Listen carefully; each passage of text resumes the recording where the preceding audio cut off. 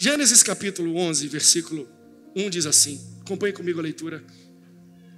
No mundo todo havia apenas uma língua, diga uma língua, um só modo de falar, e saindo os homens do Oriente, encontraram uma planície em Sineá e ali se fixaram. Disseram uns aos outros, vamos fazer tijolos e queimá-los bem. Usaram tijolos como pedras e piche em vez de argamassa.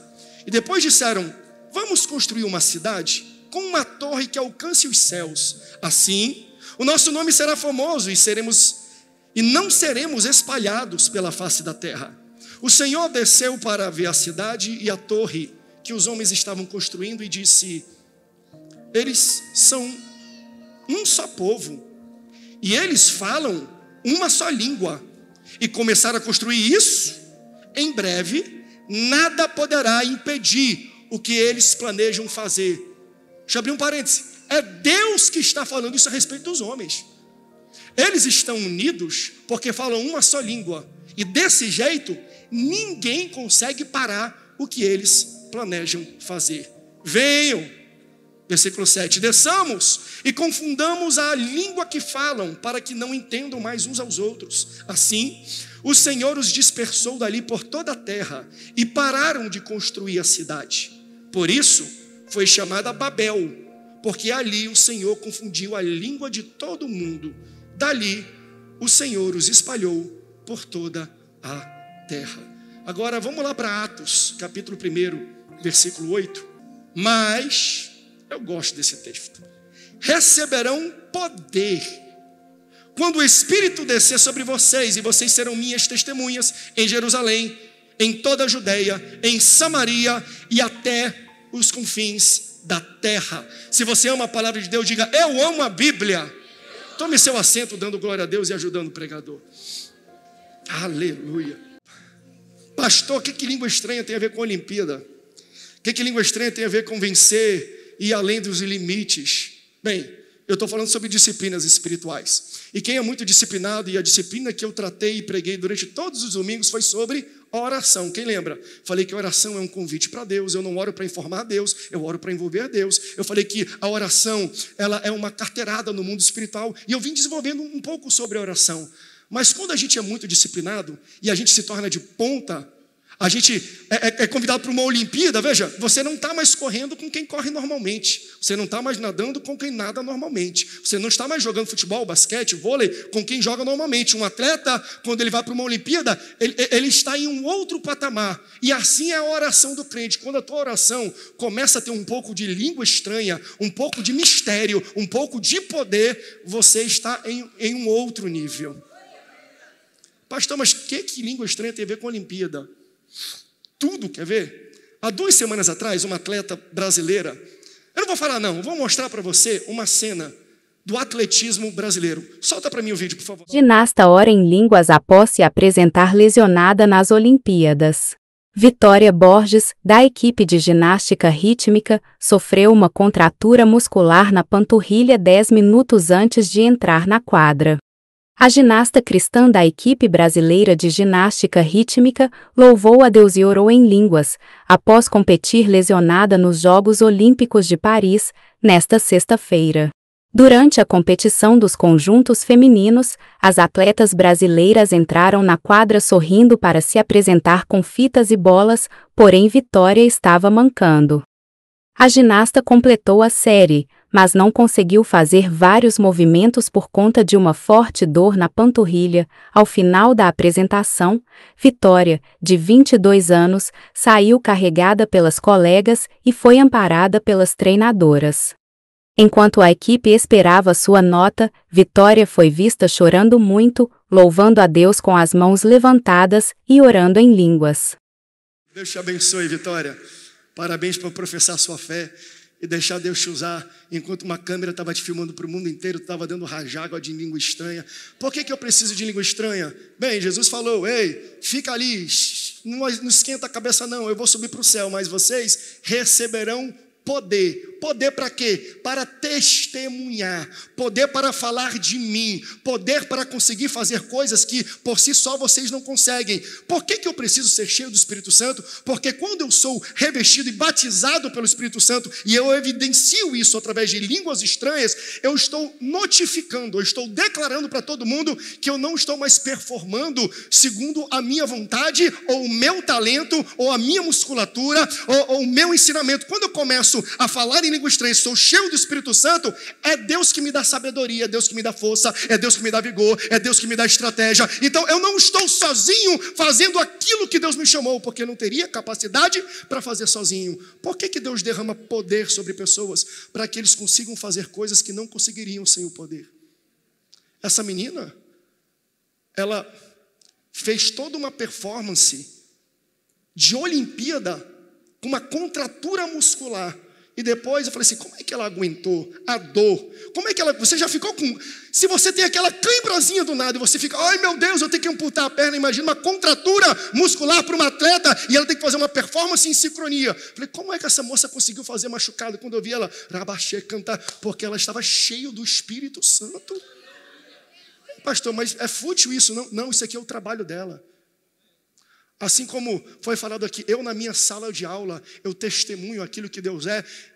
A minha sala de aula é uma Olimpíada. O meu ambiente de trabalho é uma Olimpíada. E eu preciso estar cheio do Espírito Santo. Eu preciso de poder para fazer aquilo que eu não conseguiria fazer por mim só. Então, só para fazer uma introdução, talvez você veio aqui e você não... Pastor, esse negócio de língua estranha para mim é novo, é um pouco diferente. Entenda, quem é batizado com o Espírito Santo, evidencia o batismo com línguas estranhas. Pastor, se eu não falo em línguas, eu não tenho o Espírito Santo? Não, você tem o Espírito Santo.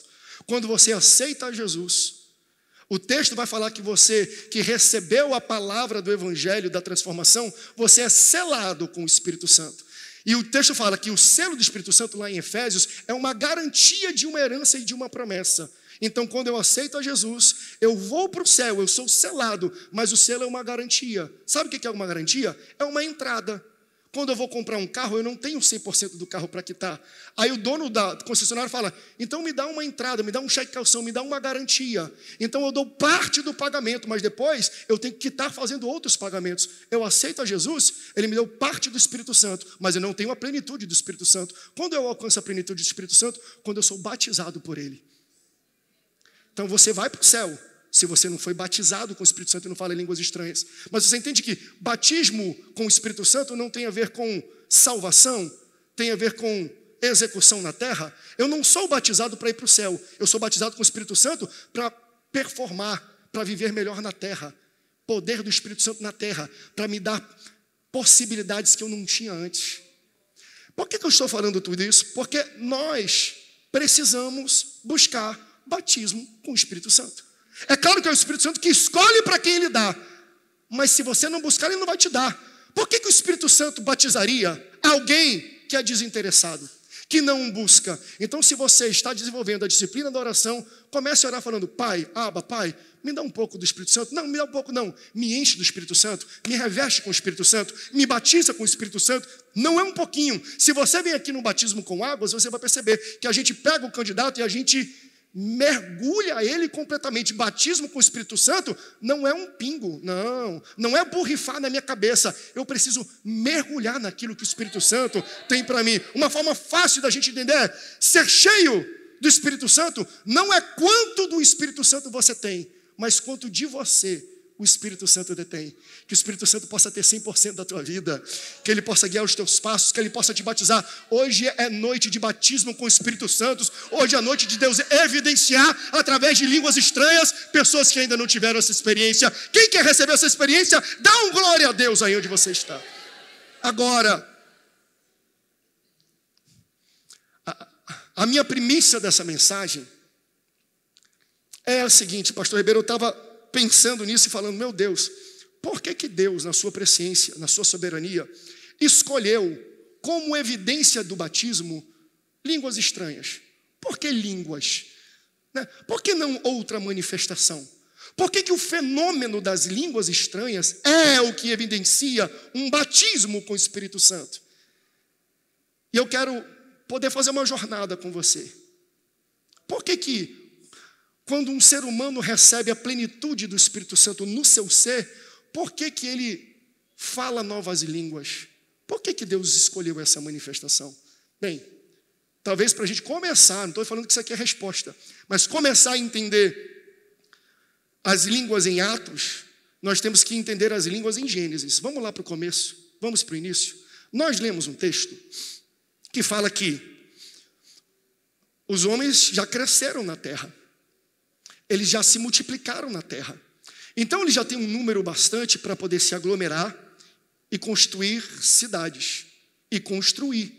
E eles fizeram exatamente isso. Nimrod, que lidera esse povo, fala: ei, vamos chegar para perto, e vamos começar a edificar, vamos começar a crescer. E Deus não se agradou daquilo. Veja, não é que Deus não se agrada do crescimento. Deus quer que você cresça, Deus quer que você prospere, Deus quer que você empreenda, Deus quer que você multiplique. Então, o problema não é o que fazemos, mas com que motivação nós fazemos. Porque Deus havia reiniciado a civilização a partir de Noé. E de Noé até Nimrod, de Noé até a Torre de Babel, como todos nós conhecemos, são 4 gerações.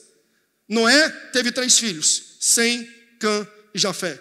Então o filho de Noé, chamado Cã, teve um filho chamado Cush, que é o neto de Noé. E Cush teve um filho chamado Nimrod, que é o bisneto de Noé. Nimrod é o líder dessa cidade que nós conhecemos por causa da torre. E ele lidera uma rebelião contra Deus. Por que, pastor, rebelião?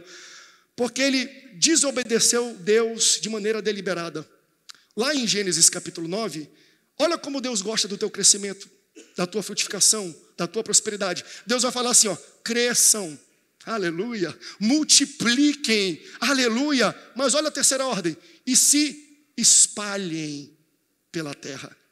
Nimrod falou assim: eu quero crescer, eu recebo essa promessa. Sabe aquele crente que recebe promessas parciais? Eu recebo isso, recebo. Aí quando o negócio aperta, recebo só as 2 primeiras, pastor. Essa terceira eu não recebo não. Porque você cresça, amém.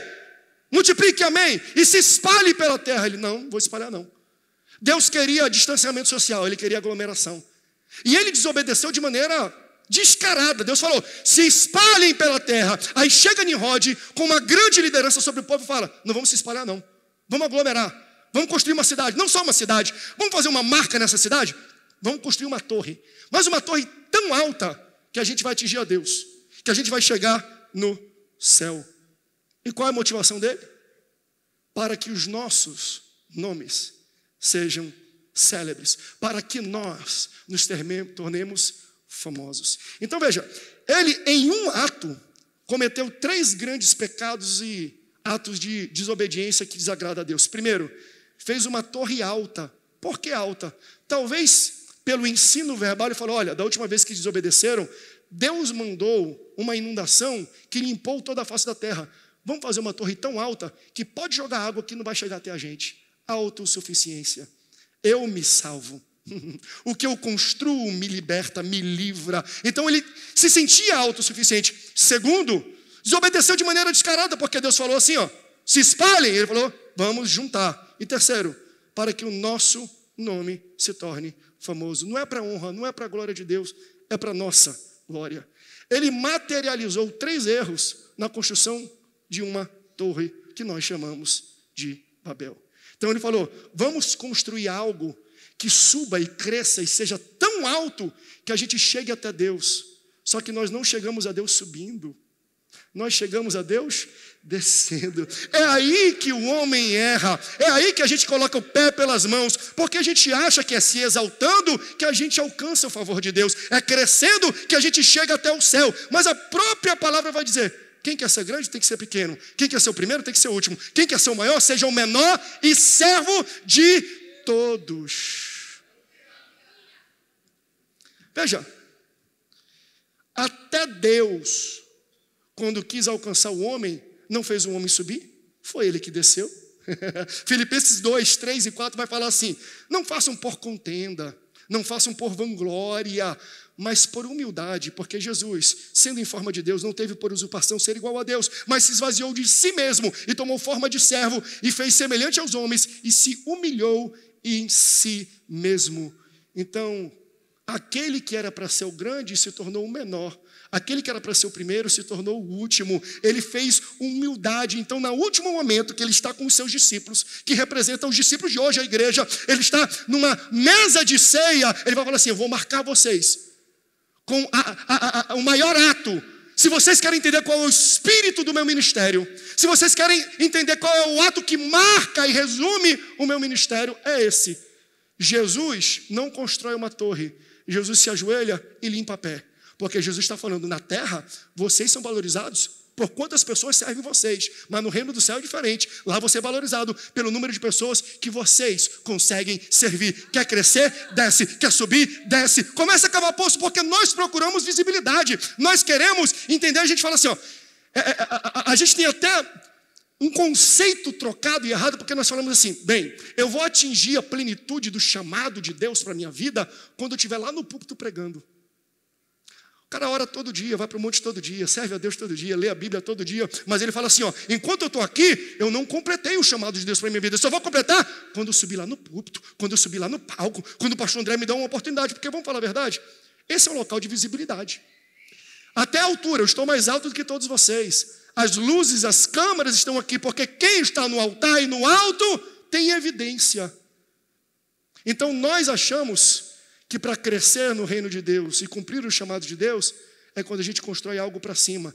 Todo mundo quer construir está em cima de um altar, mas ninguém quer cavar poço, porque quando eu cavo poço, eu me enterro dentro do chão. Mas você entende que quem precisa te ver, não te olha na horizontal.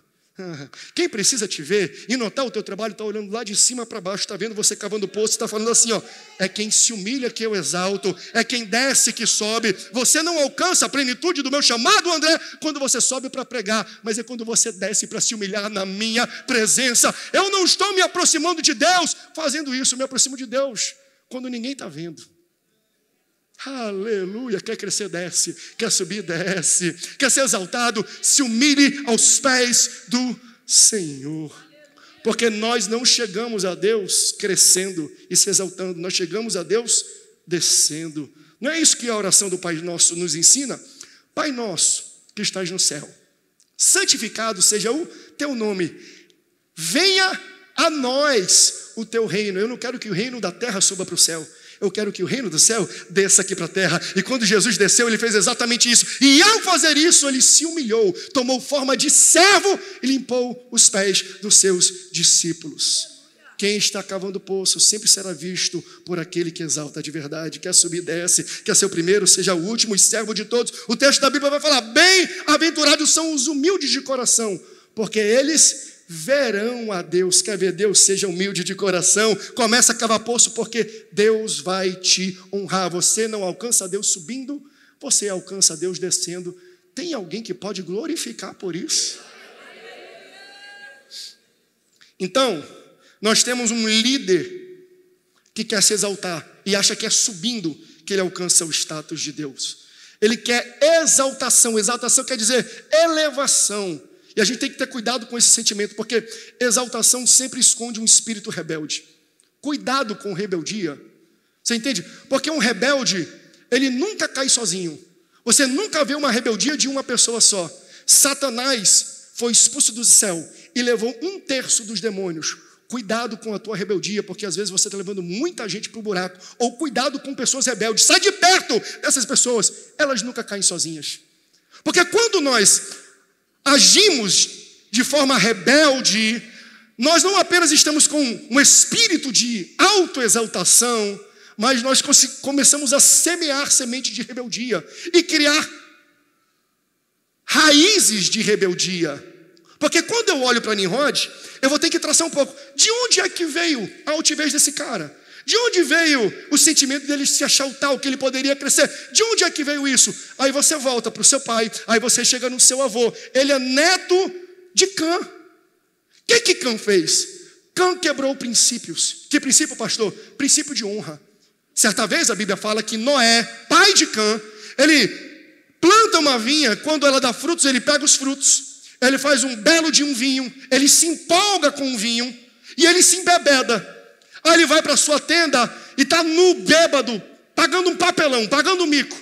Aí Cã, filho de Noé, entra dentro da tenda do pai. Ele vai para a intimidade do pai. E quando vê o pai bêbado e nu, sabe o que ele faz? Ele sai da tenda e ele espalha para fora o que ele viu dentro. Ele sai da tenda e ele posta na internet. Ele manda no grupo de Zap as fotos e os prints que ele tirou na intimidade do pai. Está quebrando a honra. Um filho não pode expor para fora a intimidade da sua casa. Um crente não pode expor em site de fofoca, não pode expor em internet aquilo que acontece dentro da igreja. Veja, eu não estou falando de encobrir o pecado, mas tratar o pecado. Olha a diferença de Cã para os outros filhos de Noé. Ele tinha Jafé e Sem. Quando eles ficaram sabendo, porque eles entraram no fuxico, porque eles entraram nesses portal de notícia, coisa de Satanás. Isso aí é a raiz de rebeldia. E quem está junto e manda e contribui, vai junto com ele, porque um rebelde nunca cai sozinho. Aí pega, ele vê nas redes sociais, o quê? Meu Deus, meu pai está nu, meu pai está pagando papelão. Sem Jafé ao saber disso, um pega uma capa, outro pega um lençol, e eles entram na tenda do pai de Noé de costas. Por quê? Porque eles querem cobrir a nudez sem ver a nudez. Eles não querem quebrar princípios, eles querem curar a nudez sem expor a nudez. Que Deus nos faça levantar nessa igreja e no Brasil mais pessoas como Sem, mais pessoas como Jafé, pessoas que não expõem a fraqueza, mas cura ela, pessoas que não expõem a ferida, mas cura ela, pessoas que não compartilham o deslize e o pecado, mas curam. Veja, não é encobrir, mas é cobrir para curar. Pastor, tem que expor o escândalo? Tem que não, porque escândalo é ferida. Escândalo é doença. Pergunta para essas pessoas que eu falei um pouco que fizeram cirurgia na UTI. Por que a pessoa está na UTI e não pode receber nem visita? Porque ela não pode ter exposição ao lado de fora, senão entra infecção. Então, feridas abertas não são curadas com post na internet, com fofoca na internet, com disse-me-disse na igreja. Que Deus venha tirar todo espírito de fofoca, porque espírito de fofoca é rebeldia. Que Deus venha limpar as nossas bocas, que Deus venha limpar as nossas línguas. Eu não quero quebrar princípios. Cã quebra um princípio, o princípio de honra. Mas o problema de pessoas como o espírito de Cã é achar que Noé vai ficar nu e bêbado para sempre. É achar que Noé vai ficar caído e pagando mico para sempre. Noé pecou, errou, escorregou. Mas ele ainda tem autoridade. Porque Noé se torna sóbrio novamente. E ao ver tudo que está exposto da sua vida, ele fala: quem foi que fez isso? Eu recebi um print do Cã. Cã, vem aqui, meu filho. Maldito é tu, Cã, e maldito é Canaã. O que ele está falando é: maldito é tu e toda a tua geração. Vocês serão servos de servos. Sabe o que é isso? Não, tu não vai ser escravo não, tu vai ser o escravo do escravo. Tu vai servir a quem é escravo. Tu não vai crescer na vida, tu não vai prosperar, tu não vai chegar num local de autoridade. Então ele amaldiçoa. Nimrod vem de uma linhagem, de uma raiz de pessoas que quebram princípios. E aqui está ele unindo pessoas, se tornando um líder para fazer alguma coisa. Por que ele está se rebelando contra Deus? Porque ele está vivendo uma raiz de rebeldia. Ele vem de uma raiz de rebeldia. Babel é o que dá nome para a Babilônia, porque o império da Babilônia ele é formado por gente de tudo que é lado, de tudo que é caos. Vem pessoas que integram por todo lado. Porque Babilônia vem de uma raiz que quebra princípios, uma raiz que se rebela contra Deus. E você entende que quando alguém se rebela contra Deus, Deus fala: não vai ser autoridade não, vai ser servo de servo. Pastor, mas no Brasil tem tanta gente que quebra princípio e está em grandes cargos. Estão nos cargos porque homens colocaram. Deus não coloca homem no cargo com voto, mas com óleo. Somos nós que colocamos pessoas que quebram princípios no local de autoridade. Não é Deus. Quando Deus vai chamar alguém e colocar autoridade, ele não usa urna eletrônica. Ele pega um chifre de um carneiro, ele derrama óleo e fala: Samuel, vai para lá, porque eu já escolhi um rapaz que vai ser o próximo rei de Israel. Não foi isso que Saul fez? Saul quebrou um princípio. Aí Deus chega para Samuel e fala: até quando tu vai ter pena de Saul? Ele quebrou princípios. A minha mão, o meu favor, a minha unção não está mais sobre a cabeça dele. E eu já escolhi, Samuel, alguém para entrar no lugar dele. Quem? O menor da casa de Jessé. Um que não tem nome, não tem sobrenome, não tem currículo, mas ele tem um coração segundo o meu, porque os humilhados serão exaltados. Quando Samuel chegou para ungir Davi, nem na casa, nem convidado ele foi. Mas você entende que quando a unção é para você, o óleo te espera. Ah, não. Quando a unção é para você, Deus para a unção até que você entre no ambiente e ele fala, está aí o meu filho, pode ungir o meu filho, porque os humilhados serão exaltados. Quer crescer? Se humilha na presença do Senhor. Cuidado com raízes de rebeldia. E aí Deus vê todo aquele movimento, o cara se achando, vou crescer, o meu nome vai ficar famoso. E o texto fala que Deus desce. Ao contrário do que Deus fez no Éden, ou fez no Horebe com Moisés, porque quando Deus descia no Éden, era para estabelecer comunicação com Adão. Quando Deus desceu no Horebe, era para estabelecer comunicação com Moisés. Mas quando ele desceu em Babel, foi para cortar a comunicação dos homens. Não foi para estabelecer comunicação, mas foi para acabar, terminar a comunicação. E olha o que Deus fala. Deus reconhece. Deus fala assim: quando eles estão unidos, porque falam a mesma língua, nada será impossível para eles. Escuta isso, igreja, e guarda no seu coração. Descrentes unidos são mais poderosos do que crentes desunidos. Eu vou repetir. Pessoas do mundo, quando se unem, têm mais poder e força do que gente da igreja quando está desunida. O diabo, quando ele quer acabar com a igreja, ele faz algo para desunir a igreja. Pode ficar com a tua catedral, pode ficar com o teu reino, pode ficar com a tua placa, pode ficar com o teu grupo de louvor, pode bombar na internet, pode ganhar grana. Cada um fica com o seu. Desde que vocês estejam grandes por si sós, mas desunidos, nada vai acontecer. Porque o diabo não tem medo de igreja grande, o diabo tem medo de igreja unida. Pode estar grande, mas sozinho grande, desunido do povo, vocês não vão crescer. Gente, não adianta. Nós não vamos vencer as batalhas que nós precisamos fazer se nós não estivermos unidos. E agora eu estou falando para uma igreja local, para nós aqui, pastores, obreiros, líderes, precisamos falar a mesma língua. Precisamos, veja, não é para a gente pensar igual, mas é para a gente pensar junto. Eu discordo de alguma coisa que o pastor está falando, mas se é essa a visão, pastor, estou junto contigo. Se essa é o que foi estabelecido, estou junto. Esse é o desafio, essa é a pessoa. Vamos fazer isso, estou junto contigo. Não é para pensar igual, mas é para pensar junto. Porque se você não pensa igual e fala diferente, aqui não é o seu lugar. Vá para um local que alguém pense como você e fale como você. Senão você vai começar a criar uma raiz de rebeldia aqui dentro. E raiz da rebeldia é contagioso. Vai pegando, vai entrando no ouvido das pessoas, vai alcançando pessoas. Daqui a pouco você está isolando, você está quebrando, você está criando contendas. Então, nós não queremos pessoas falando outras línguas. Nós precisamos falar a mesma língua para crescer.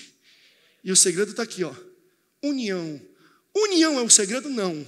União é a consequência.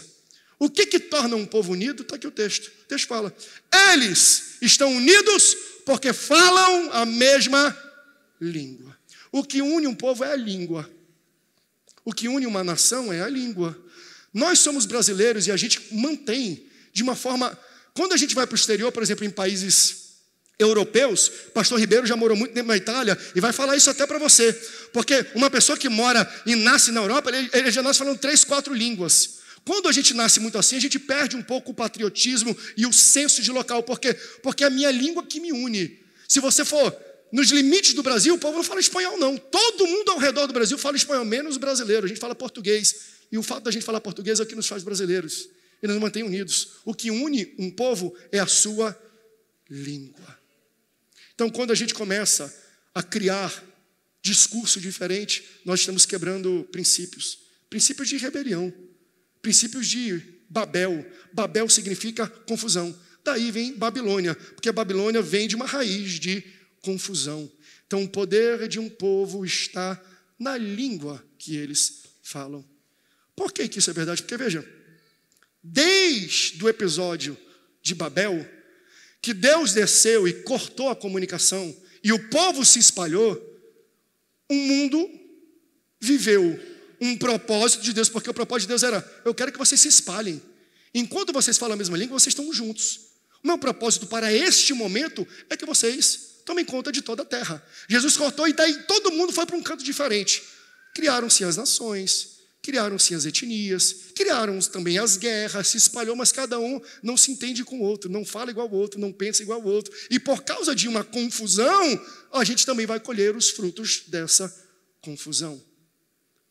E eu acho interessante que Deus entende que chegou um momento de fazer uma diferença, de fazer uma mudança na sua estratégia. E isso acontece com o seu filho Jesus. Ele falou, ok, o povo se espalhou, o povo cresceu, mas eles continuam errando, eles continuam pecando nisso aqui. Eles continuam se exaltando, não exaltam o meu nome, não prestam culto a mim. Eles ainda não aprenderam. Vou colocar em plano agora uma nova estratégia. A primeira estratégia deu certo, estavam juntos, queriam construir, eu espalhei eles por toda a terra. Agora está na hora de eu juntar um exército específico.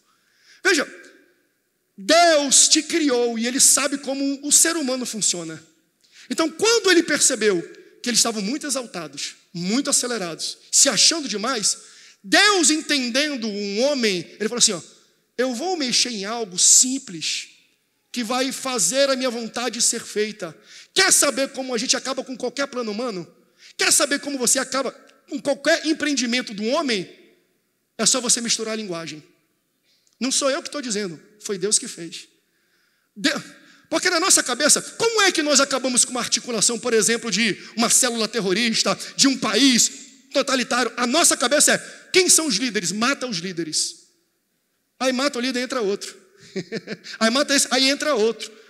Porque o homem pensa que para a gente desarticular um exército, a gente tem que matar os líderes. Eles falam, não, eu não preciso matar ninguém, não. É só eu misturar a língua deles. É só eles não se entenderem. É só um falar A e o outro falar B. Um responde C e o outro fala D. Eles não vão se entender e eles vão dispersar. É assim que o homem funciona. Quando Deus quer acabar com um projeto humano, Ele mistura a nossa língua. Aí Ele falou assim, não, mas agora chegou a hora de mudar. Agora eu preciso levantar um povo. Ah, não. Eu preciso, em todo o planeta, eu preciso levantar meus representantes. Só que nós estamos vivendo num déficit gigante de caos, de falta de entendimento. Você entende isso? Porque um cara resolveu construir uma torre, a gente tem que aprender a falar inglês agora? É um absurdo isso. Todo mundo se espalhou, ninguém se entende. Deus fala, não, agora eu vou começar a unir meu povo. Como é que eu vou unir? Bem, se para desunir o povo eu misturo a língua, para unir o povo de volta eu dou uma única língua.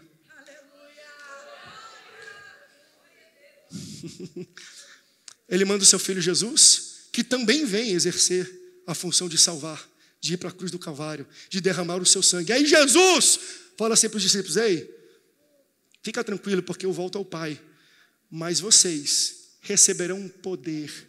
Poder para quê? Para testemunhar aqui, em Samaria, na Judéia, em Paris, nas Olimpíadas, em São José dos Campos. Como é que eu vou testemunhar? Quando eu derramar poder. Como é que eu sei que eu recebi poder? Quando Deus me der uma língua chamada língua estranha, língua de fogo. Quando Ele colocar brasa viva na minha boca e fala assim, então se unam, vão lá no céu. Não sai de lá não, até receberem a promessa. Língua estranha, promessa de Deus para o seu povo. Se para separar, dispersar o povo, sabe aqui o pessoal do louvor? E a banda, pode subir aqui que eu já estou terminando aqui, que eu quero hoje à noite de poder e de fogo aqui. Eu sinto algo diferente hoje aqui, não é? Nós somos de gratidão, está na hora de Deus derramar um fogo e um poder, porque nós entregamos para o Senhor a nossa adoração, nós construímos um altar, está na hora, porque é assim, começa com a gente, eu construo o altar e depois vem o fogo do céu. Eu creio que nós construímos um altar de adoração aqui, está na hora do fogo descer e consumir o altar de adoração nessa noite, junto com esse fogo, você vai ser batizado, você vai ser queimado, tochas e línguas de fogo vão crescer sobre a sua cabeça. Então, se Deus pensou bem, se para desunir o povo eu misturei a língua, para unir o povo eu vou dar a mesma língua. Eu não sei se você já teve a experiência de ir para o exterior e visitar uma igreja pentecostal lá. Uma vez eu fui em Seul, na Coreia do Sul, na igreja Fuyou do Gospel Church, de David Young Cho, há um tempo atrás, ele ainda era vivo. Falei, rapaz, eu quero ver como é que é um culto desse. Culto assembleiano. Pensa no culto, cantava os hinos da harpa cristã, parecia Dragon Ball Z cantando, né, música, né? O jeito dos desenhos assim, eu olhei tudo. E eles dão uns gritos, dão 3 gritos, daqui a pouco entra todo mundo em oração. Falei, opa, momento de oração para começar o culto. 2 horas de oração. 2 horas de oração. E aí daqui a pouco, com 10, 15 minutos de oração, começou em língua estranha. Porque enquanto eles oravam, eu falava assim, Senhor, já estão falando em língua estranha? Porque estavam, já deve estar sendo batizado. Aí estavam, daqui a pouco, não estou mentindo, daqui a pouco, pessoas sentadas dos meus lados, coreanos, que não falavam a minha língua, daqui a pouco eu tirei até o fone, que eles têm tradução, eu tirei o fone, daqui a pouco começou um poder, uma glória, você sentia no ambiente. Aí um coreano, que estava, começou, canta. Eu falei, conheço essa língua. Conheço esse idioma. Que idioma é esse? É o idioma que Deus deu para a igreja.